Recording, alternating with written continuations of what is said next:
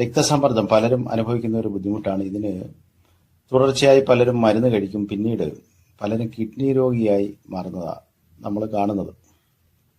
എന്നാൽ ഇവിടെ ഭയപ്പെടുത്തുന്നത് ഉപ്പിനെയാണ്. അതിന് മലയാളികളായ ഡോക്ടർമാരുടെയും ഒരു ബ്രിട്ടീഷ് ഡോക്ടറുടെയും അഭിപ്രായം നമുക്ക് ഒന്ന് പരിശോധിക്കാം. വാസ്തവത്തിൽ ഉപ്പല്ല വില്ലൻ. വീഡിയോ മുഴുവനായിട്ട് കണ്ടിട്ട് നിങ്ങളുടെ അഭിപ്രായം പറയുകയും മറ്റുള്ളവരിലേക്ക് ഷെയർ ചെയ്യുകയും വേണം. കാരണം സാമ്പത്തികമായി പണപ്പിരിവ് നടത്തിയിട്ട് കിഡ്നി രോഗികളെ ചികിത്സിക്കുന്നതിലും നല്ലത് കൃത്യമായ അറിവുകൾ മറ്റുള്ളവരിലേക്ക് എത്തിച്ചു കൊടുത്തുകൊണ്ട് ഇത്തരം രോഗങ്ങളെ നമുക്ക് പ്രതിരോധിക്കുക എന്നതാണ് ശരിയായ പോംവഴി. അപ്പം ഈ വീഡിയോ മുഴുവനായിട്ട് കണ്ടെങ്കിലേ കാര്യം എന്താണ് എന്ന് നിങ്ങൾക്ക് മനസ്സിലാവത്തുള്ളൂ.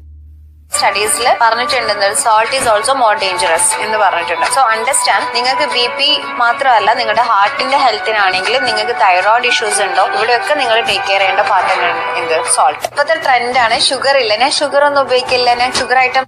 ഇനി നമുക്ക് മറ്റൊരു ഡോക്ടറുടെ അഭിപ്രായം പറയാം. BP എങ്ങനെ നിയന്ത്രിക്കാമെന്നുള്ളത് അടുത്ത ഡോക്ടർ പറയുന്നത് എങ്ങനെയാണെന്ന് നമുക്കൊന്ന് പരിശോധിച്ചു. ഹൈപ്പർ ടെൻഷൻ എന്നുള്ളൊരു ഡയറ്റ് ഉണ്ട്, ഡാഷ് ഡയറ്റ്. അതിനകത്ത് ഫ്രൂട്ട്സ് വെജിറ്റബിൾസ് ധാരാളം കഴിക്കുക, ഉപ്പ് കുറയ്ക്കുക, അതുപോലെ സാച്ചുറേറ്റഡ് ഫാറ്റ് കുറയ്ക്കുക എന്നുള്ള മാർഗമാണ്. മൂന്നാമത്തെ കാര്യം അദ്ദേഹം എവിടൊക്കെയോ പഠിപ്പിക്കുകയൊക്കെ ചെയ്യുന്നു എന്ന് പറയുന്നുണ്ട്. ഡോക്ടർ അല്ലാതെ പിന്നെ എന്തൊക്കെയാണ് ചെയ്യുന്നത്? ഒത്തിരി അടുത്ത് പഠിപ്പിക്കുന്നുണ്ട്. സീജാങ് യൂണിവേഴ്സിറ്റി ചൈനയില് ഇപ്പൊ ഞാൻ ഓൺലൈനാണ് പഠിപ്പിക്കുന്നത്. ശരിക്കും എക്യുപ്മെന്റ് പ്രകാരം ഇയർലി ഒരിക്കൽ പോകണം. ഇതുവരെ വരുത്തുക എന്നുള്ളതാണ്. ഇനി അടുത്ത ഡോക്ടർ പറയുന്ന ചില കാര്യങ്ങളോട് നമുക്ക് I apologize on behalf of the medical community. If you were led to believe that your health problems were caused by salt, you were lied to. The problems they told you were caused by salt were actually caused by sugar. Let's start with blood pressure.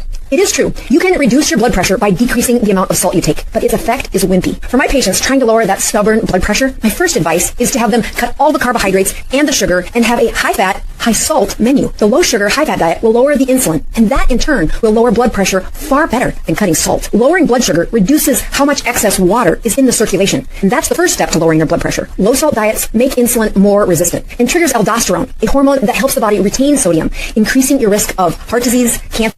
അപ്പോൾ യഥാർത്ഥത്തിൽ ഈ പറഞ്ഞതാണ് ഇതിന്റെ ശരിയായ പരിഹാരം.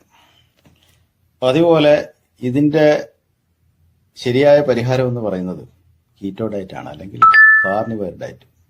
എല്ലാവരും ഉപ്പിനെയും കൊഴുപ്പിനെയും ഒക്കെ പറഞ്ഞ് പേടിപ്പിക്കും. അങ്ങനെ ഈ രോഗികൾ കൂടും. ഇത് വലിയ ബിസിനസ് സാധ്യതയുള്ള മേഖലയാണ് മരുന്ന് കച്ചവടം എന്ന് പറയുന്നത്. എന്നാൽ വീട്ടിൽ ശരിയായ ഭക്ഷണം കഴിച്ച് ഇത് മാറുമെന്ന് പറഞ്ഞാൽ ആരും വിശ്വസിക്കത്തില്ല. താല്പര്യമുള്ളവർക്ക് മറ്റുള്ളവരുടെ അറിവിലേക്കായിട്ട് ഷെയർ ചെയ്ത് കൊടുക്കാം. Thanks for watching.